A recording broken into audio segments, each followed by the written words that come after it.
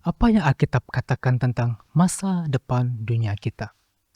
Melihat keadaan dan arah dunia kita sekarang, apa saja yang kita boleh buat? Ketika kita melihat dunia saat ini, jelas ada sesuatu yang salah. Bencana alam, konflik, penyakit, dan persekitaran yang tidak baik tampaknya semakin meningkat setiap hari. Namun, Alkitab tidak diam tentang keadaan dunia kita. Bahkan Alkitab memberitahu kita apa yang akan terjadi saat kita mendekati zaman akhir ini. Yesus sendiri memperingatkan tentang hal-hal ini. Dalam Matius 24, Yesus menggambarkan bagaimana keadaan dunia baik saat ini maupun di masa yang terdekat. Sebab bangsa akan bangkit melawan bangsa dan kerajaan melawan kerajaan. Akan ada kelaparan dan gempa bumi di berbagai tempat. Tanda-tanda ini katanya hanyalah awal dari penderitaan, seperti rasa sakit melahirkan. Bumi sedang merintih di bawah beban dosa, seperti yang ditulis Paulus dalam Roma 8 ayat 2 menyatakan, sebab kita tahu bahwa sampai sekarang segala makhluk sama-sama mengeluh dan sama-sama merasa sakit bersalin. Gambaran tentang rasa sakit saat melahirkan ini memberitahu kita bahwa meskipun penderitaan dan kekecewaan yang kita lihat nyata dan akan meningkat dalam ketegangan dan kekerapan, semua ini bersifat sementara dan mengarahkan kita pada sesuatu yang indah yang akan datang. Alkitab dengan jelas menyatakan bahwa bumi sebagaimana yang kita kenal akan menghadapi semakin banyak kekecewaan saat kita mendekati akhir zaman. Wahyu 16 menggambarkan tulah-tulah terakhir yang akan jatuh ke atas bumi. Katakan penghakiman yang dahsyat akibat penolakan umat manusia terhadap Tuhan. Gambaran ini memang suram dan boleh terasa sangat menakutkan kalau difikirkan. Tetapi puji Tuhan, Alkitab tidak berakhir dengan tidak ada harapan. Ada harapan.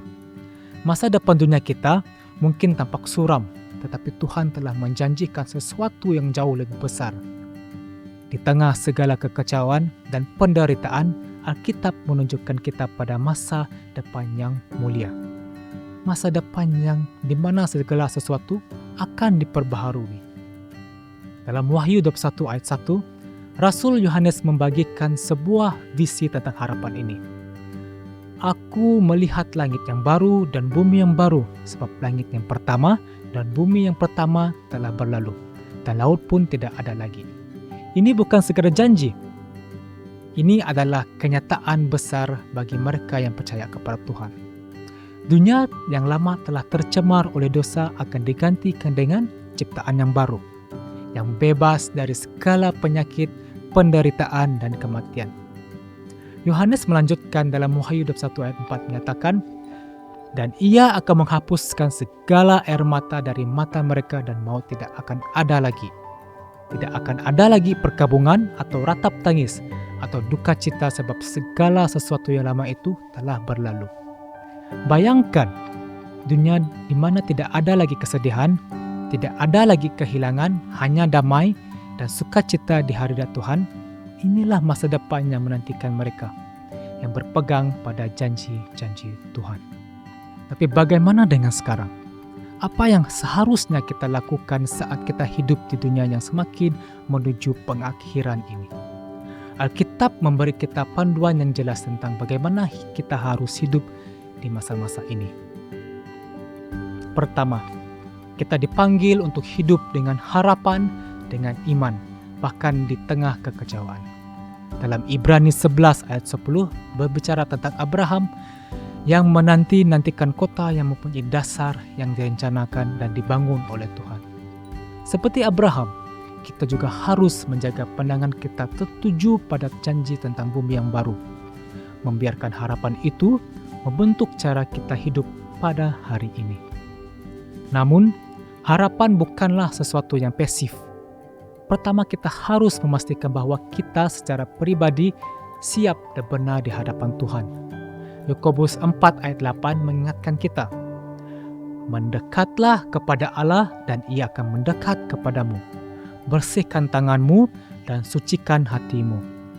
Persiapan kita dimulai dengan hubungan yang dekat dengan Tuhan melalui pertobatan dan iman kepada Yesus Kristus.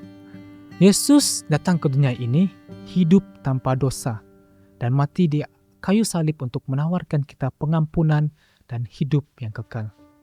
Dengan bertobat dari dosa-dosa kita dan percaya kepadanya, kita menjadi benar di hadapan Tuhan dan memiliki kepastian. Seperti yang diingatkan oleh Yohanes 3 ayat 6, nyatakan ini.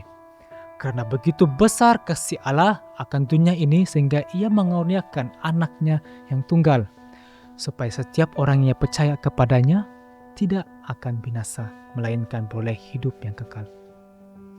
Ayat ini tidak hanya menyoroti kedalaman kasih Tuhan, tetapi juga memberi kita kepastian bahwa melalui iman kepada Kristus kita dijanjikan masa depannya dalam ciptaan yang diperbaharui. Yang kedua, kita dipanggil untuk menjadi terang dan garam dunia. Dalam Matius 5 ayat 13-14 menyatakan, kamu adalah garam dunia, kamu adalah terang dunia. Sebagai orang percaya, peranan kita adalah mencerminkan karakter Tuhan kepada orang-orang di sekitar kita. Garam memelihara, manakala terang pula membimbing. Kita dipanggil untuk memelihara kebenaran firman Tuhan dan membimbing orang lain kepada harapan dan keselamatan yang ditemukan dalam Yesus Kristus. Ini berarti hidup dengan iman kita sedemikian rupa sehingga orang lain dapat melihat Kristus dalam diri kita. Kita menjadi sumber penghiburan, kita menjadi sumber petunjuk dan kebenaran di dunia yang sangat memerlukan harapan ini. Jadi, apa yang Alkitab katakan tentang masa depan bumi? Alkitab memberitahu kita bahwa dunia ini dengan segala rasa sakit dan penderitaannya sedang menuju pengakhiran.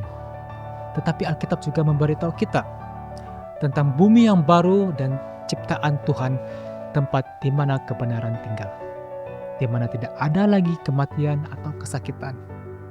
Sambil menunggu janji ini digenapi, kita dipanggil untuk mempersiapkan hati dan hidup kita, memastikan bahwa kita benar di hadapan Tuhan dan bersiap untuk kekalan, serta menjadi terang dan garam dunia ini. Tuhan telah memperingatkan kita tentang peristiwa-peristiwa yang akan datang, bukan untuk membuat kita putus asa, tetapi agar kita bersiap dan dipenuhi dengan harapan. Fokus dari semua berita ini bukanlah pada kesedihan dan malapetaka, tetapi pada kepastian dan sukacita yang kita miliki dalam Kristus. Meskipun bumi sedang menuju arah yang sulit, kita dapat memiliki keyakinan bahwa janji-janji Tuhan akan segera digenapi. Yesus telah menyediakan jalan bagi kita untuk menempuhi semua kesulitan ini. Tidak hanya untuk bertahan hidup, tetapi juga untuk hidup kekal dan sukacita. Sambil kita menunggu penggenapan janji-janji Tuhan, marilah kita berkomitmen untuk hidup dengan setia di masa sekarang. Marilah kita berdiri teguh dalam iman kita, mengetahui bahwa masa depan kita adalah yang pasti di tangan Tuhan. Jika Anda ingin belajar lebih lanjut, atau jika Anda memerlukan doa atau seseorang untuk diajak berbicara, jangan ragu untuk menghubungi kami melalui WhatsApp atau email tertera di sini dan di deskripsi di bawah. Tuhan memberkati.